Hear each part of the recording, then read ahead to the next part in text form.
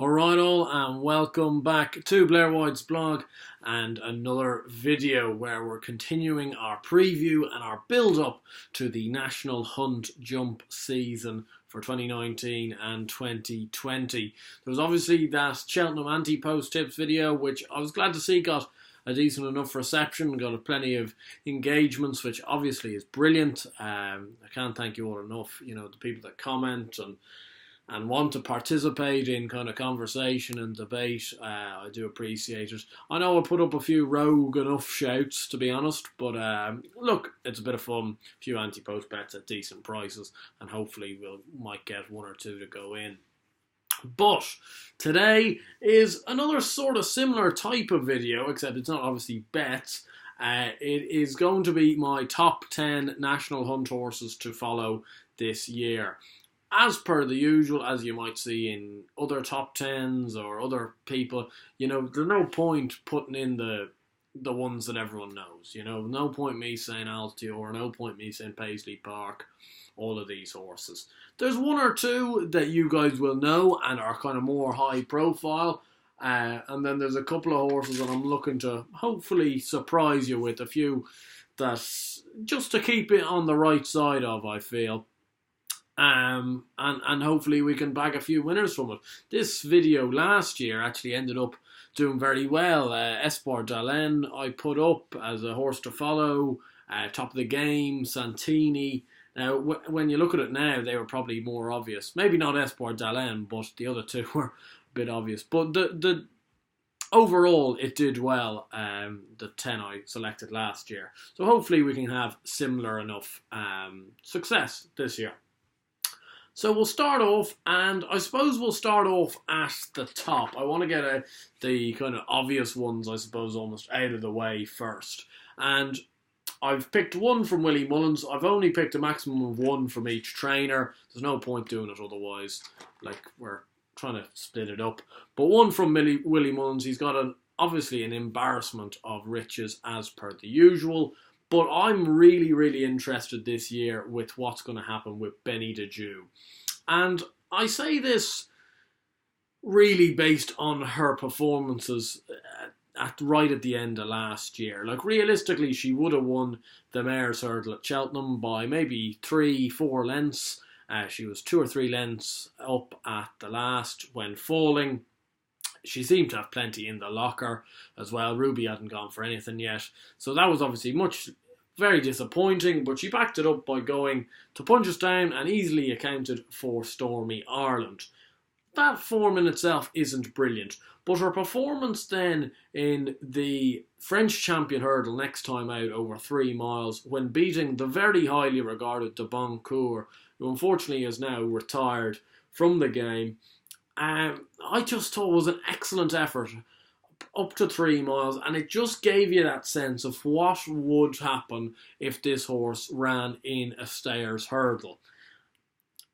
You'd have to think that Faugheen, I don't know what the story is with Faugheen, whether they're going to go to the well again. I haven't heard, he hasn't been officially retired that I know of, but he's 11, he'd be 12 by the time he gets to Cheltenham next year. Surely he's not going to knock on the door once more. And therefore, they don't have a horse, really, that can run in the Stayers Hurdle, apart from Benny the Joux. I don't know. She could obviously go for the Mares' Hurdle again, but I think I'd be really interested to see what she could bring to the table if she goes into kind of proper races, really, the 3 mile kind of staying division. Because bar Paisley Park, let's be honest with ourselves, it's a weak division. Paisley Park's a very good horse, but especially when you take Faugheen out, it's a weak division. Another horse who's very similar to that, another mare, is labanga for Warren Greatrex. Rated 153 over fences, having had a very solid novice chase campaign. Of course, this is a horse that just won't run at Cheltenham anymore, I suspect, which is a bit of a shame, but there's no point bringing her to Cheltenham if you know she's going to be a bust there. So she came over to Leopardstown, and I love English horses that come over to Leopardstown. The prize money's there, the racing's there. Would you not just come over? Nicky Henderson here running horses in graduation chases and contenders hurdles at 1 to 8 and stuff like that. get your finger out and bring these horses over to Ireland for the big festivals. We bring enough over to Cheltenham, to Aintree, for people to be sending horses back. I know Nicky does, to be fair to him, he brings horses over to Punchestown at the end of the year. But this Leopardstown Racing Festival in February is a prime time to be acid testing your Cheltenham hopes. Now, Baggerwad did come over for that festival last year and won very gamely, and then was beaten at Aintree, where it just looked 2 mile 4 around there, just was a bit too sharp. Got outgunned by Kalashnikov, who's really a 2 miler, as Labaga was a 3 miler, coming back down. It just didn't suit. I think you can put a line through that run. Her novice chase form was really top of the bus when you see she beat top of the game and Santini well at Kempton. The other one, I suppose, that won't come as much of a surprise to you, especially if you're a long-term watcher of these videos, is City Island for Martin Brazel. Won the Ballymore Novices Hurdle last year, of course, was one of my bigger winners of the festival last year, but he was just a really proficient hurdler. He had a very good technique. He looked like he enjoyed the job at hand, and it's been confirmed he's going to go over fences, and he looks like a horse that will love fences, to be honest. I don't know where his overall target will be, whether it will be the RSA, whether it will be the JLT. I suspect he's probably pretty flexible either way, but I just think City Island could be a really, really good horse, and I think fences could actually make him an even better horse. And when you think of how well regarded a horse like Champ is, maybe Sam's Profile is, Brewing Up a Storm, all these horses that I quite like, and he beat them really well at Cheltenham, and that run just, I can't let it go from my memory. I thought it was one of the most impressive performances of the week, to be honest, because I thought that Ballymore was a pretty hot race, and he won it well. So hopefully better things to come for him over fences. Moving on then to another 2 from kind of open category races. One of them is another kind of fan favourite of mine, I suppose, which is Discarama, trained by Paul Nolan, rated 149 over fences. Another one who's going to be second season chasing here, having had a very consistent novice chase campaign. Won a beginners, was 5th in a very hot Drinmore, fell at Naas when looking to be giving Ballyward a big race in a Grade 3 novice chase, 2nd at the Cheltenham Festival in the National Hunt Chase, and then 2nd at Punchestown in the Grade 1 novice chase to Delta Work over 3 mile 1. He's a thorough stayer. The 4 miles kind of just about took its toll on him, but that doesn't mean he's not a thorough stayer. He's got a mistake in him over fences, and that's where I think there's still improvement off this rating of 149 for him going forward. I think he's not quite the finished article yet over fences. I don't know what the story is with him. Off a rating of 149, you probably, I have this vision that Discarama is going to win a big handicap at some stage. I don't know whether it's going to be like a Paddy Power, a Troy Town, whether it's going to be a Irish National. I just have it in my head that he's going to win one of these. So it's a watch this space with him. And to be honest, he's a horse I could see him being a bit like an Empire of Dirt, him coming out and maybe winning the Troy Town off near enough top weight, and then has to go into graded company. And I don't think he wouldn't be out of place at all in graded company. So he's one that I think really needs you to keep the right side of. Another one, which is a completely forgotten horse, I think, for everybody. I'd say a lot of people will almost would be going, Jesus, who's that horse, when I say the name? But it's Kaiser Black, trained by Pat Doyle here in Ireland. He's rated 154 over fences after his novice chase campaign. He was 2nd to Labanga at the Dublin Racing Festival, beaten a half length. But he came into that race after a massive absence, having won both the Mayo and Connacht National as a novice early on, kind of in the summer of 2018, and then was off the track for around 250 days, came back and was a half length 2nd to Labanga. Went on then to run at Naas the time after that, back down in Grade 2, and beat Camellia de Cotte, who was a very progressive mare for Willie Mullins last year, by 11 lengths, with Jack Doyle in the saddle doing absolute handstands. I couldn't believe how easily he won the race. I was there at Naas that day. It's the same day as Chacun Pour Soi, and to be honest, the two of them were absolute animals. Just the lasting impression I have of Kaiser Black is he's this massive horse, and I think he's still got a massive future left ahead of him, and I think this year bigger targets will be in store, and hopefully he can take that step up in stride. The last 5 then, we've covered 5.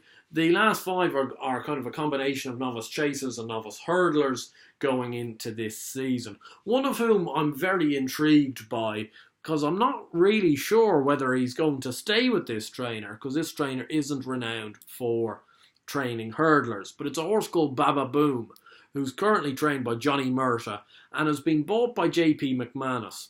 Now, last summer, he rattled off an impressive hat-trick on the flat and was very progressive, leading him to a mark of 88. Now, he was a long time off the track, and the last time he was seen out was running in the amateur riders' big race at the Galway Festival, and that's where it was seen that JP McManus had bought him, and Derek O'Connor rode him.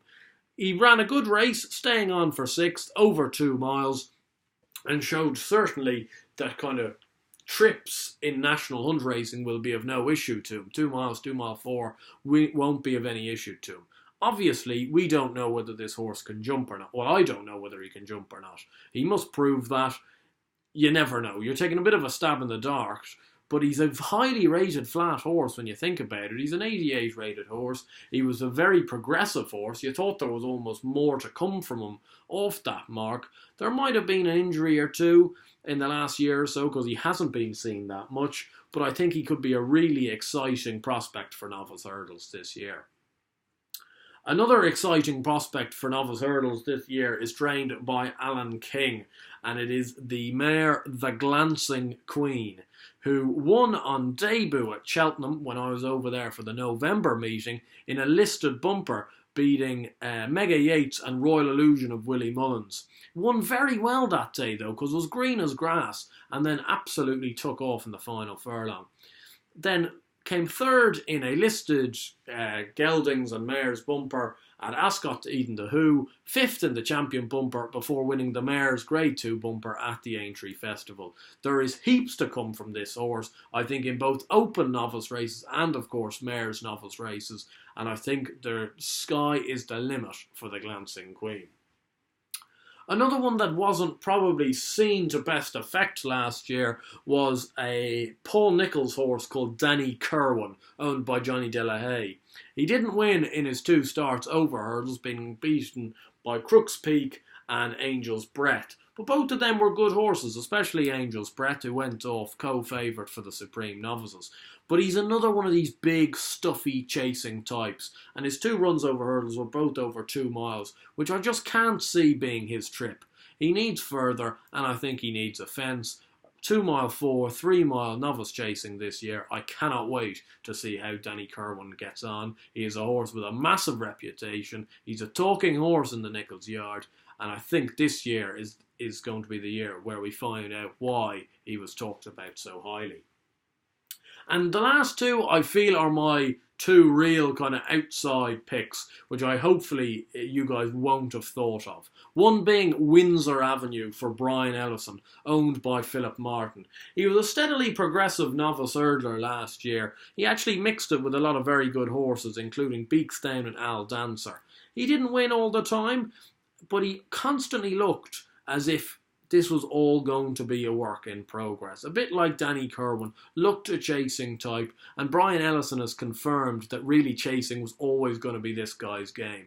You don't know how he's actually going to end up taking to fences, but he was just short of top class over hurdles, and therefore if he does improve 5-10 pounds for jumping a fence, he could be right there in graded novice chases this year. Certainly at worst, I'd be watching him in the Northern Racing sphere.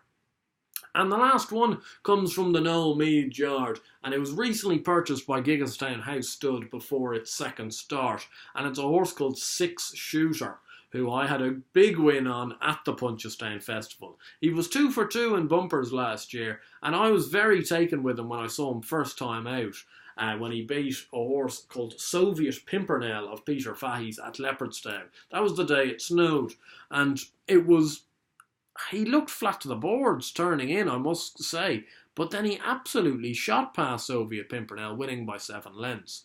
But then he went to a winner's, I don't know whether it was a winner's bumper, it was a very good bumper anyway, at the Punchestown Festival, only a 5-runner affair, and he beat a Willie Mullins horse called the Big Getaway, who was really a very well regarded and was punted off the boards that day to assume that he was really should have won.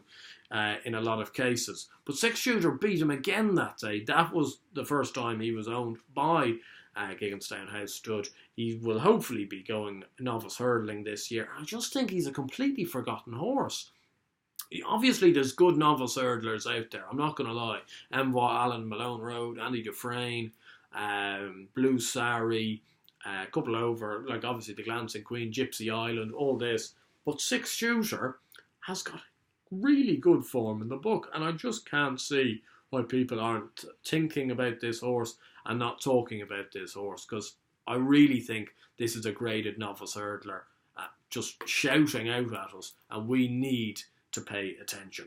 So that concludes the top 10 horses from myself to follow for this year's National Hunt season. Just to conclude, the 10 are Baba Boom, trained by Johnny Murtagh, City Island, trained by Martin Brazel, Windsor Avenue, trained by Brian Ellison, Six Shooter, trained by Noel Mead, Danny Kirwan, trained by Paul Nichols, The Glancing Queen, trained by Alan King, labanga, trained by Warren Greatrex, Kaiser Black, trained by Pat Doyle, Benny the Joux, trained by Willie Mullins, and Discarama, trained by Paul Nolan. Hopefully, that's 10 horses that we can go to war with this winter and get a few winners on the board.